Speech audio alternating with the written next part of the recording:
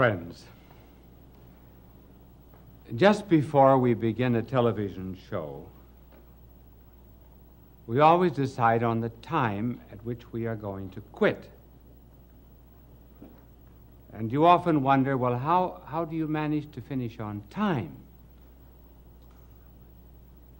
Well, I just keep looking at the clock, and then 2 or 3 minutes before the time is finished, begin to weave into a conclusion. Now, you have no idea how lucky you are that television always runs on time, because I want to give you this historical fact. There was a man, I will give you his name at the end, who on November the 28th, 1955, began talking in Kent, England. He talked until December the 3rd. He talked for 5 days and 13 hours, which is the record for continuous talking. His name, Kevin Sheen.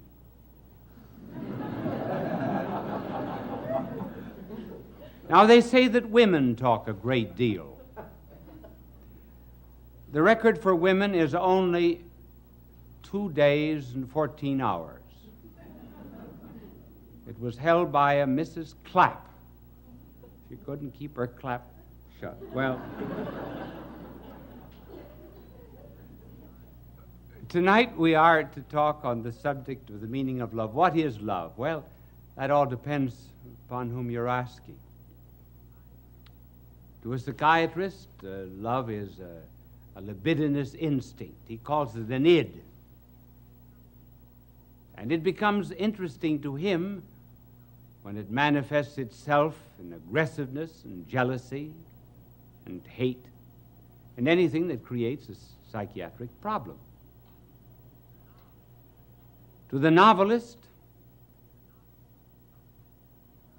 love is interesting not when it is a virtue, but generally when it is a vice.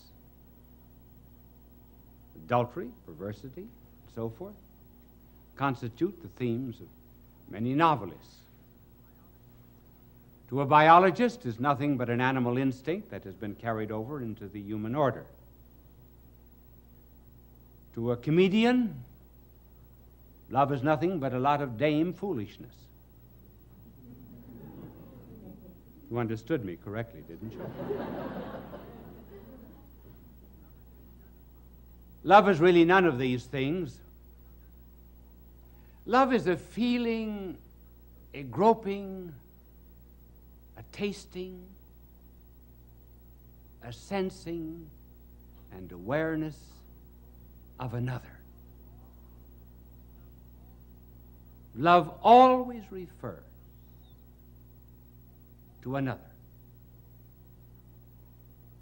not just primarily to self. And here's where it differs from knowledge. Now, let me illustrate this.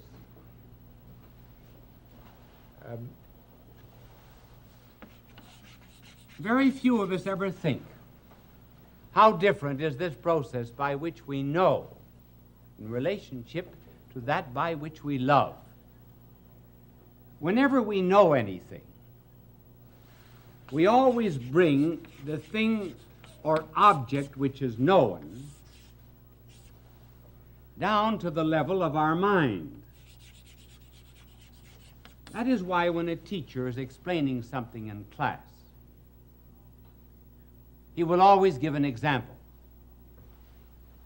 It is degraded in some way, simplified. But the mind always insists that it comes down to its level. Hence, when the eternal Word of God came to this earth, he spoke in parables,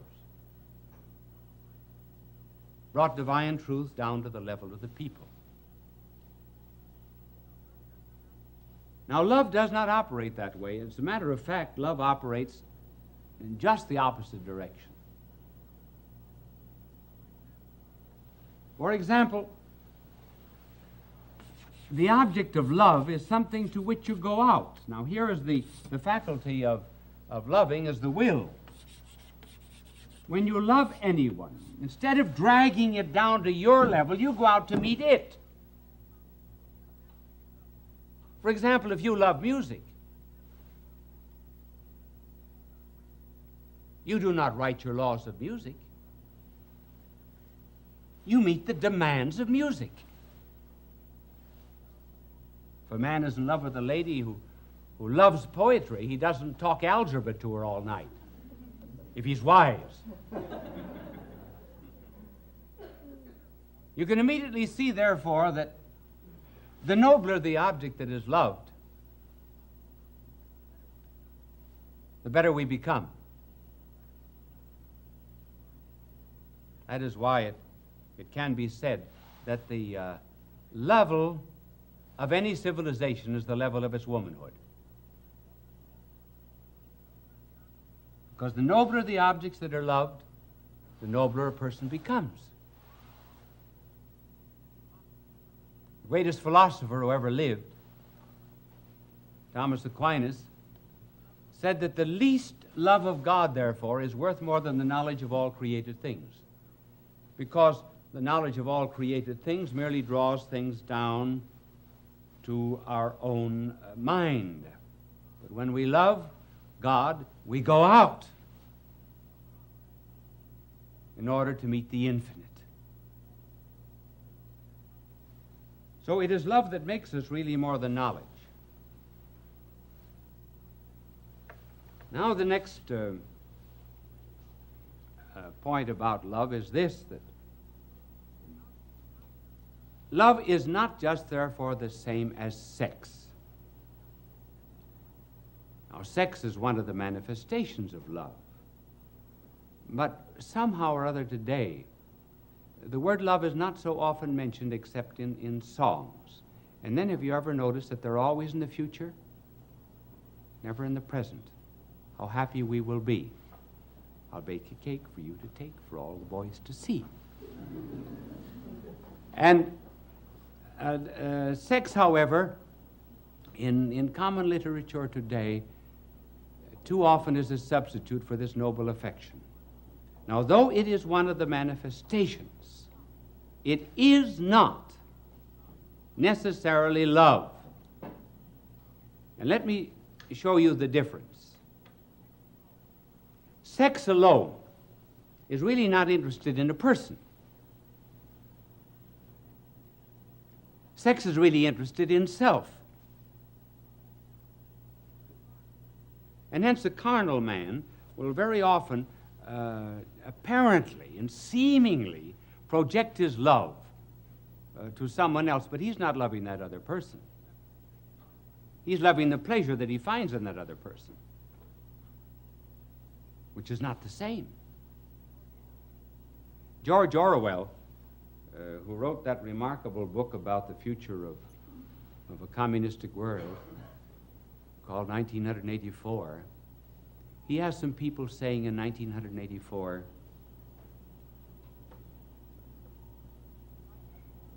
you like it, don't you? I don't mean you like me. I mean you like it. The other person says, yes, I adore it.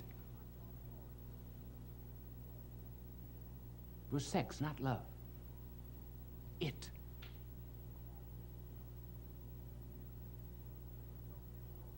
When the Soviet soldiers came into Berlin, they ran through the streets, the close of World War II. They ran through the streets shouting, I want a woman, I want a woman. They didn't want a particular woman. They were not concerned at all with the person. They just wanted something to satisfy their own ego. Hence the difference. You see what a good job my angel does in clearing the blackboard? And the reason he did a particularly good job is because this afternoon his halo was shined. You know the kind of shampoo he uses? Halo. This is a good chance for a commercial, isn't it? I bet they regret that. Well, Magic Kiss did his halo. this is the difference between sex and love. I mean, not sex as an expression of love, but just isolate it.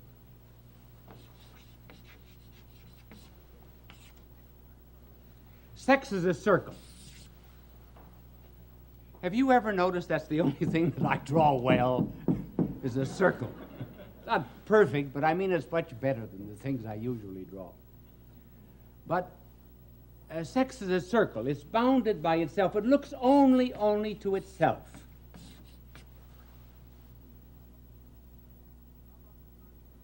Love, on the contrary, is a cross. Stretches out in all directions. It's all embracing.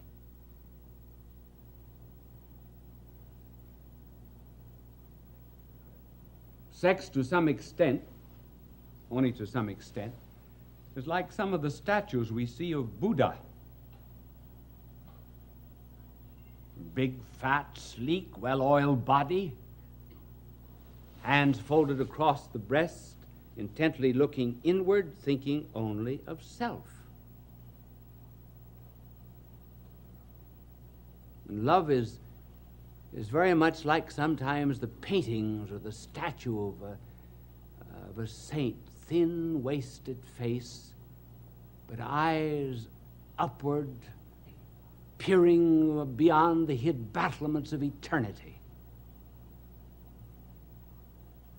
unto God himself. So love, therefore, by its very nature, is something that is concerned with the other or another, which brings us to this other question, namely the love of neighbor. Our blessed Lord said,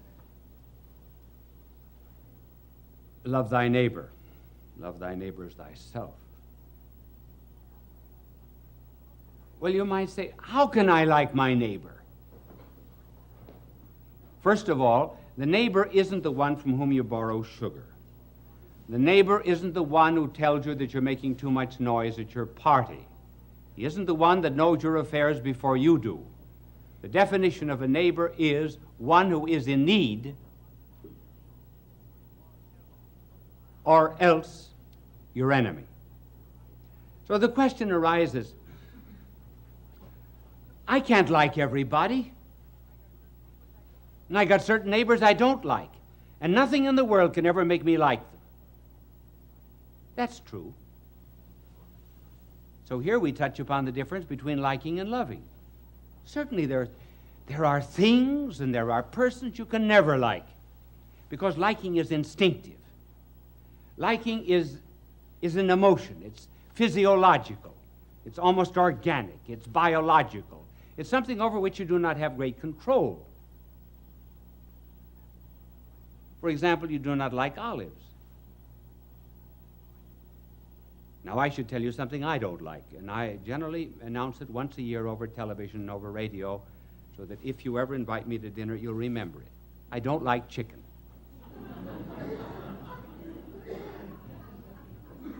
Now, nothing can make me like chicken. I'll tell you the reason why. People wonder why I don't like chicken. Well, when I was a boy, my father used to send us out every summer to a farm to work. He believed in hard work, for which I thank him. And the tenant farmer, very anxious to please my father, gave us chickens every day except Friday. So every morning I had to go out and wring a chicken's neck. I must have wrung thousands of chickens' necks. So when we hear the command, love your neighbor, and love everybody, and love all of God's creatures, well, that's all right. You can love them. But you can't always like them.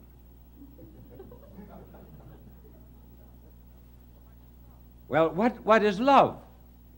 Love is not in the emotions. Love is not in the feelings. Love is in the will. And because it is in the will, love is subject to command. To command.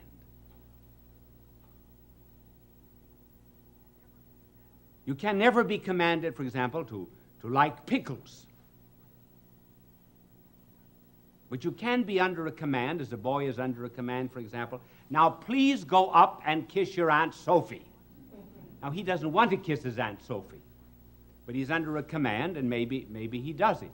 So love is subject, therefore, to the will. It can be ordered, whereas liking cannot. And we're only told, therefore, to love the neighbor. And how does this love work itself out practically? Because you may not be liking all the time. It is by doing a good deed. Do good to them who hate you. And as we begin to do what we ought and what is commanded, we may eventually begin to love that which we ought. And that is how we gradually come to love God and to love the neighbor sometimes that is not worth loving. Does that mean I have only 3 minutes left? All right. I thought I had 5 or 6. I've got 3, so I get very nervous, and I have to change. No, he says 5. Wasn't that nice that I asked him? He put up 3 fingers. Now I have 5. Well, now I can tell you other things.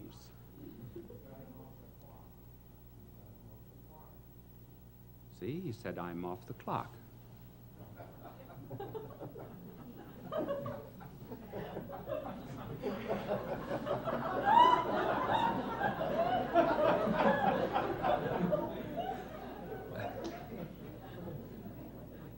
You see, I like him for that, and I love him for that.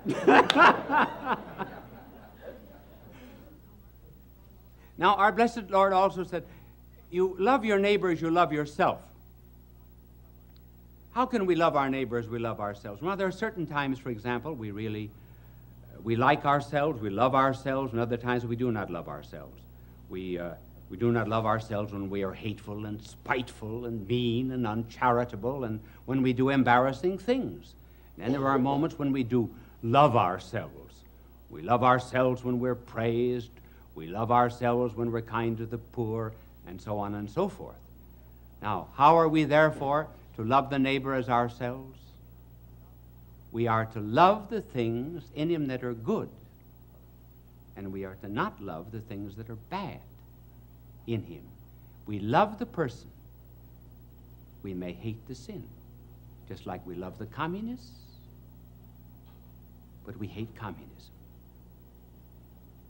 And that was what was meant by loving the neighbor as you love yourself. Love the things that are good. And love even the person who does wrong. And by loving him, he may escape his wrong. That is why the church is always willing to accept the heretic back into the treasury of her souls, but never the error into the treasury of her wisdom. There are certain rules for loving. I will pass some of them over very quickly. One is, you can never love in a hurry. Love is never done in a day. You can hate very quickly, but love is slow. That's one of the tragedies of divorce. People do not stay together long enough to learn to love one another.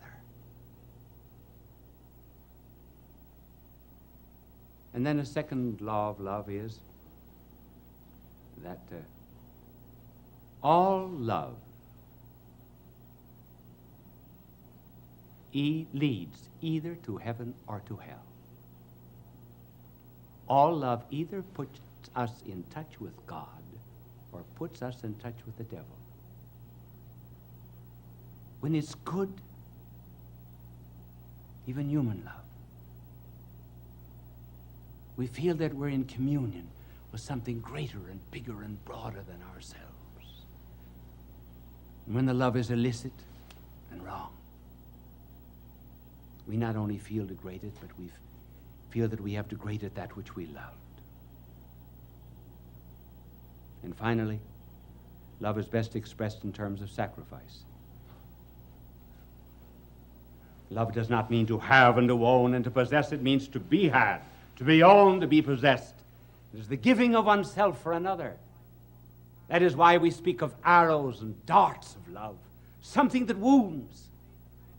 And the day that a man forgets that love is synonymous with sacrifice, he will ask, what kind of a woman was this to ask for a ring of gold instead of tin? The day that men forget love is synonymous with sacrifice, they will ask, what kind of a God is it who asks for mortification and self-denial?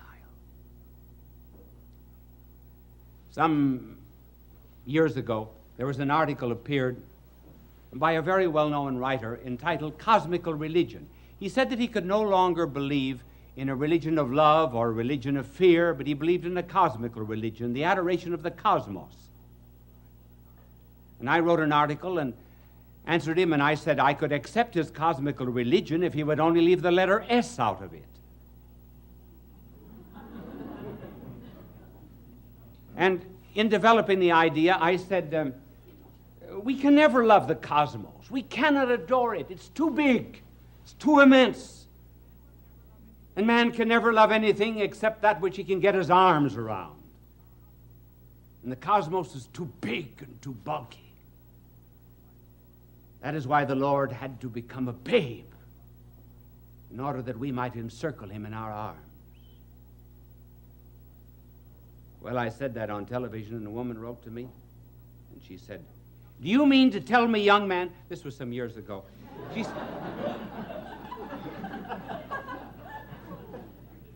she said, do you mean to tell me, young man, that I can't love anyone unless I can get my arms around them? I said, madam, that isn't my problem, that's yours.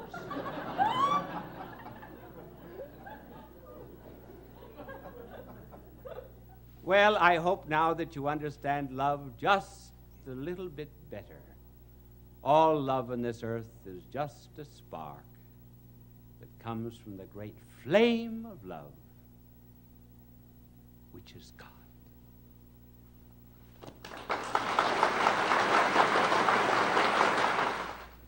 Now that you've heard this telecast, perhaps you understand why I always end a telecast in exactly the same way. Bye now, and God love you.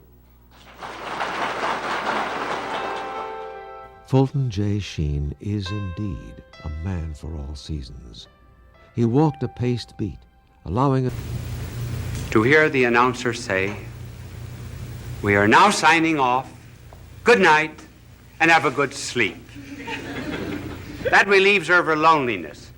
There was really and truly, a woman wrote to me and told me that my program was the only one to which her cat ever listened.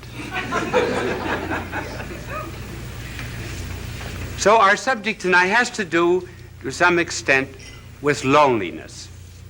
It affects all ages. Children are lonely. 5 million of them belong to divorced parents in this country. Boys get lonely. That's why they join gangs, because they get power which they do not individually have. Young girls are lonely when they get a pimple on the nose. Older girls are more lonely still when the boy treats them as a glass, throws the glass aside after he has taken the drink. They find then that they're just a replaceable part in the great erotic IBM machine. Their loneliness increases. Then there's the loneliness of leadership, being the top man on the totem pole. There's the loneliness of being at the bottom of the totem pole, because you're just one of the masses. You're apt to lose your personality. The loneliness sometimes of marriage, where all the jokes have been told. There's no new event to narrate.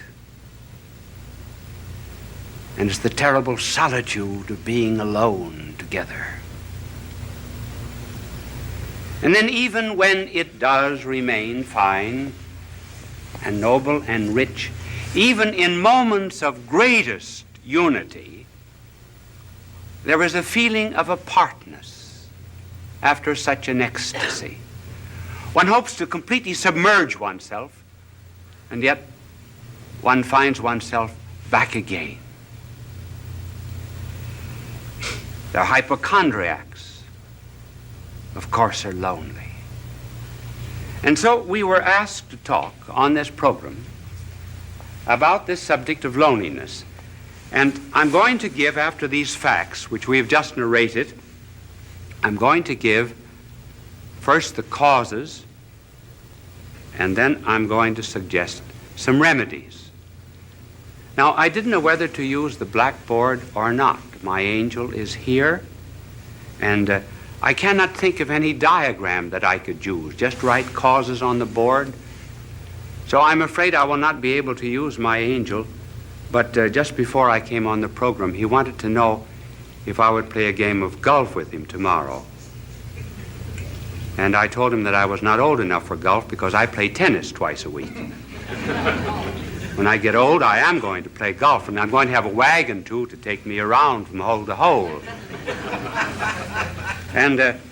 But he was telling me that the other day he was playing golf,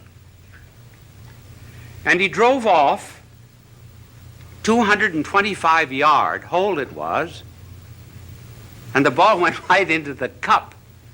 And he looked up to heaven and he said, "Dear Lord, let me do this by myself." He's not a lonely angel, as you see.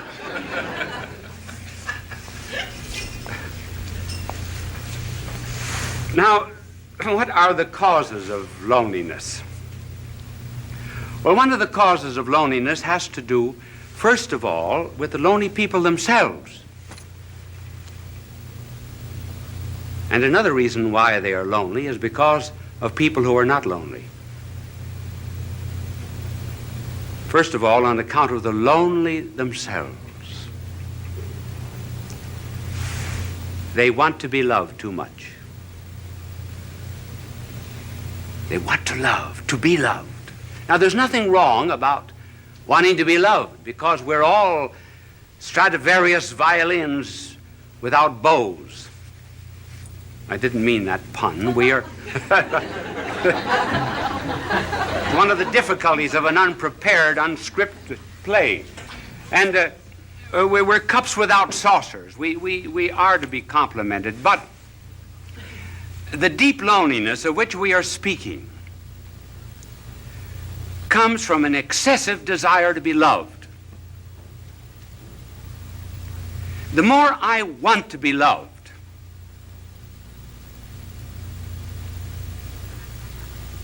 the less I am loved. The less I'm loved, the less lovable I become. The less lovable I become, the less I am capable of loving others.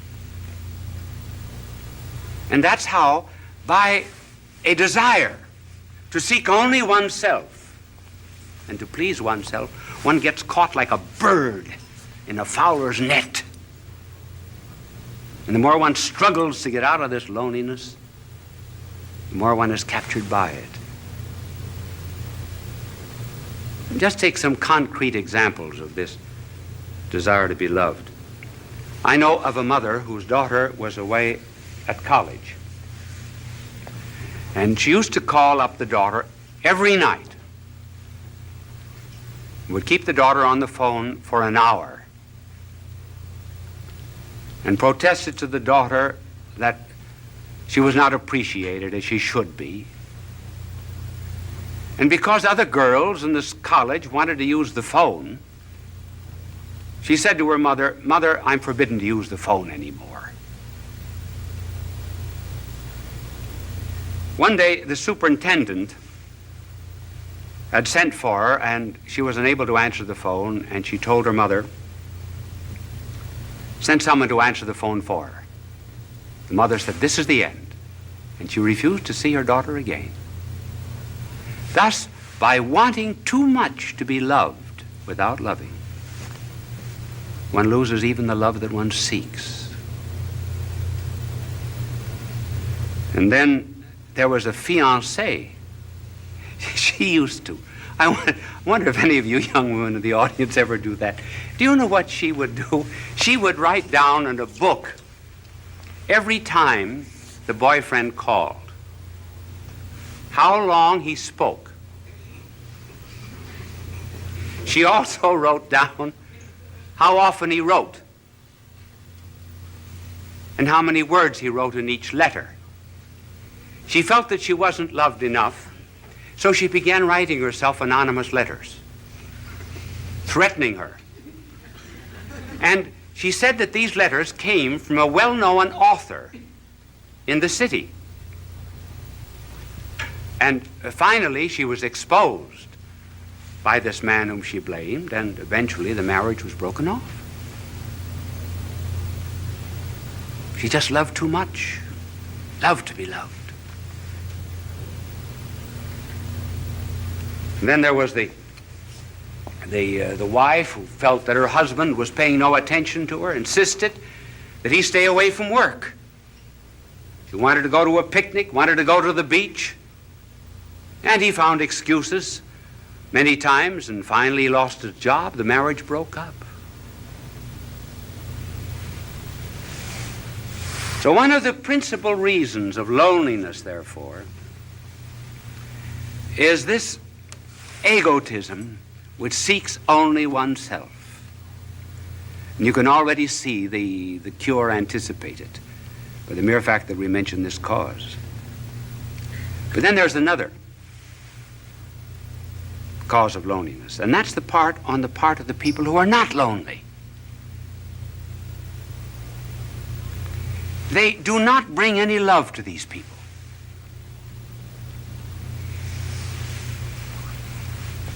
Do you know what we should do? We should really concentrate a great deal on certain types of people.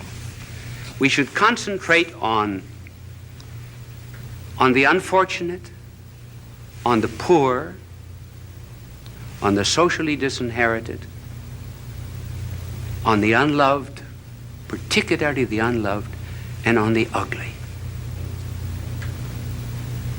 And we bring love to them. We put love into them. Then they become lovable. Now, for example, you are very lovable to God. Did you know that? You say, well, what is there in me to love? Nothing. But he put his love into you. That's why you're lovable. And that's what we have to do with other people.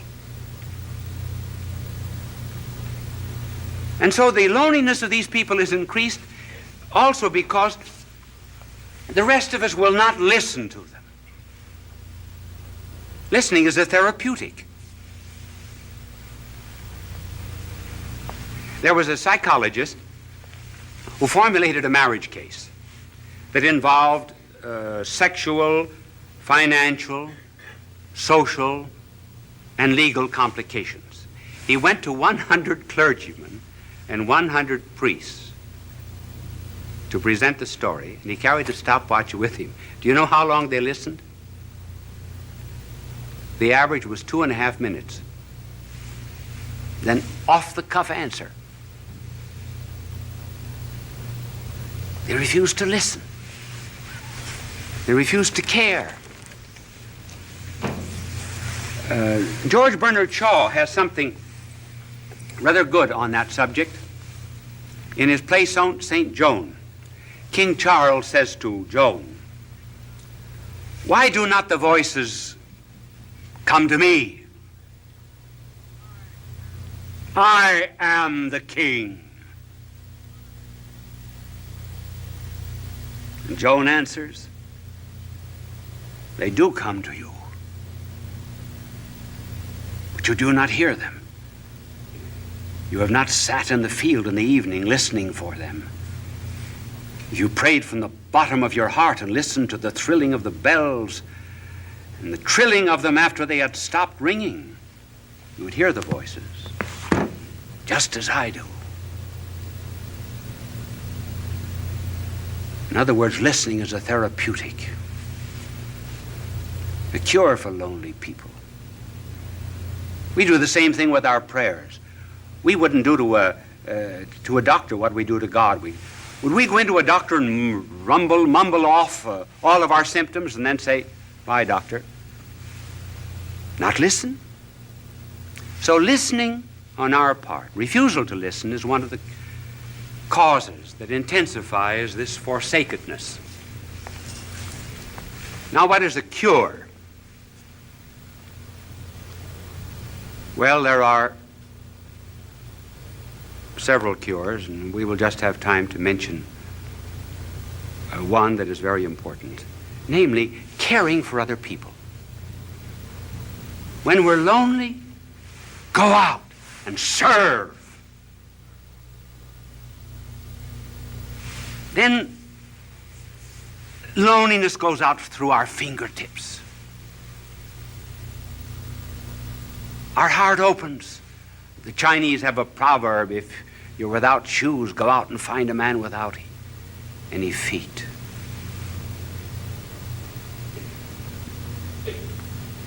Caring for others.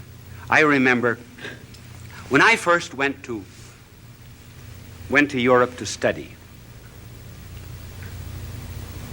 to do my university work as a young priest. The first Christmas I was lonely. I was really lonesome. I think it was the only time in my life I was lonesome.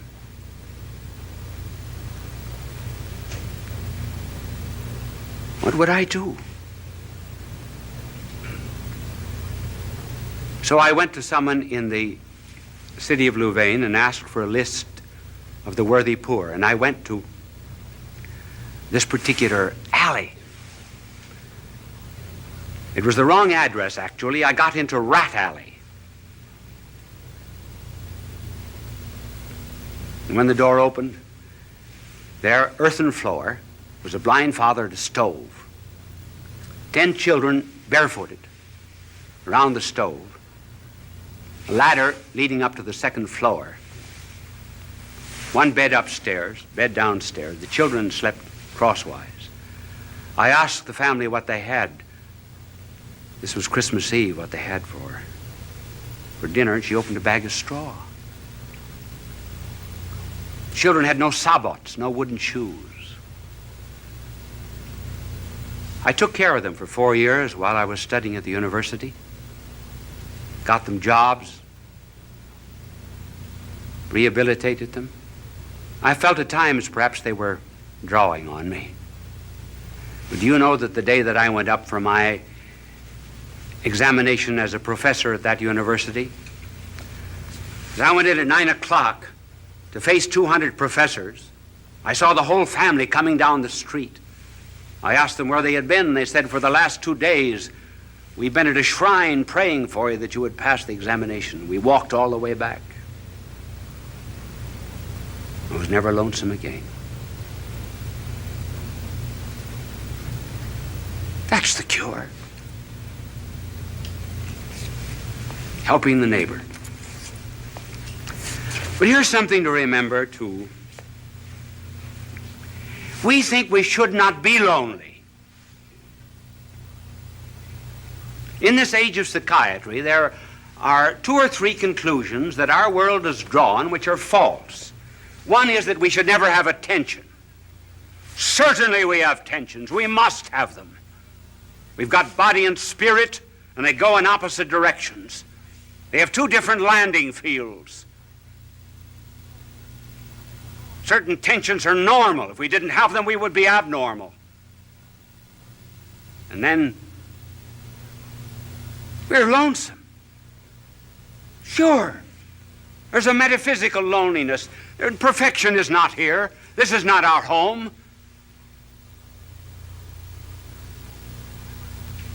I've got something that I want in my heart that nothing on this earth can satisfy, and nothing can satisfy you either. And we know it very well. So what's the cause of this loneliness? What are we looking for? Well, we say we're looking for God. Yes. But then I know what you will answer. What does God know about loneliness? Now, that's a good question. That's a good question. What does he know about loneliness? Does he know anything about the loneliness, for example, of a babe in Afghanistan who has no better home than just straw? Does God know anything about the loneliness of a mother who has to gather up a child in order to escape a dictator and fly halfway across Africa?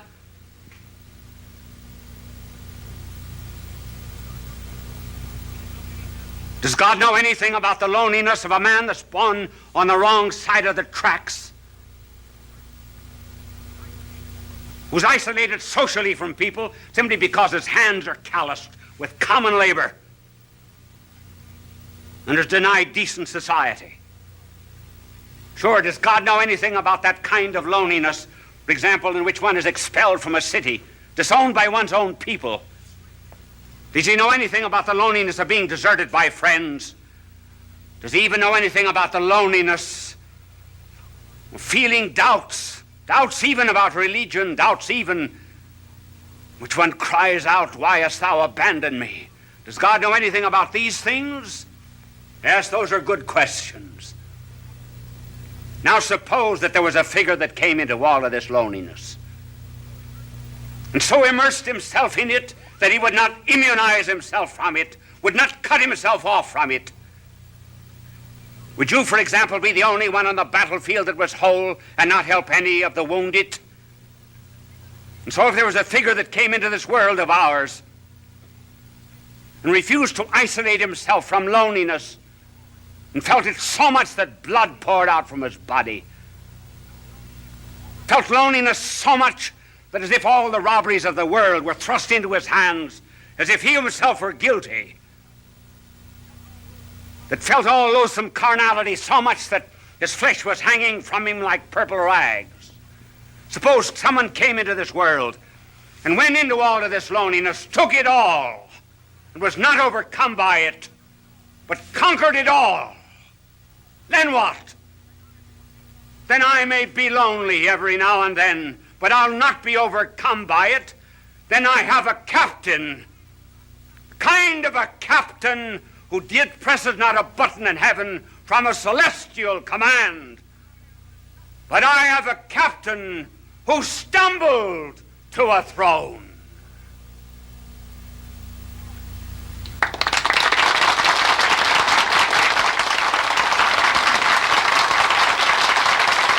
Bishop Sheen will return in a moment. Did that telecast seem a little short to you? Actually, I was just informed that we were 1 minute short. Now, I have a clock before me over there, and I keep my eyes on it.